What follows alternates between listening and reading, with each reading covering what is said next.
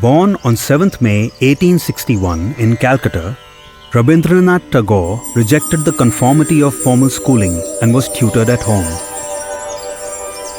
Showing early promise in music, he was taught music by Jadu Bhatt and other teachers. His father Rabindranath wanted him to become a barrister and sent him to England.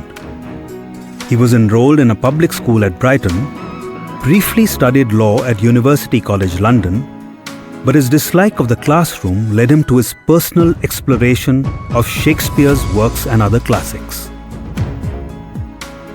He returned to Bengal in 1880, enthused with English literature, moved by English, Irish and Scottish folk music.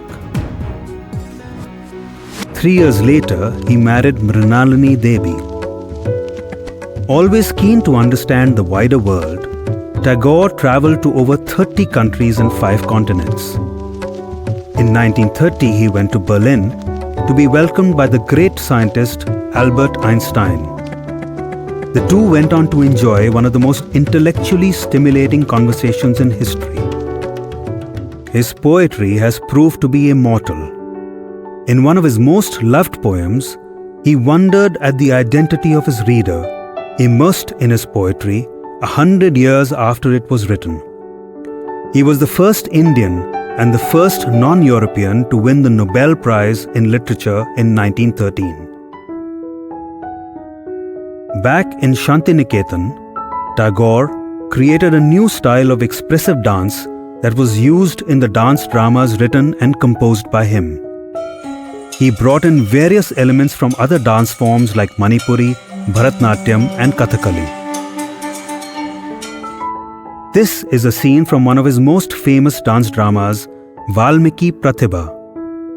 On a few rare occasions, he himself appeared on stage to perform, along with his students. In 1940, Tagore welcomed to Shantiniketan one of his closest friends and his wife, Gandhiji and Kasturba. The two had immense respect for each other. In fact, Gandhiji was the one who suggested the honorific Gurudev for Tagore. And it was Tagore who was the first to call Gandhiji the Mahatma. Tagore remains unmatched as India's greatest man of letters and an incredibly evolved human being.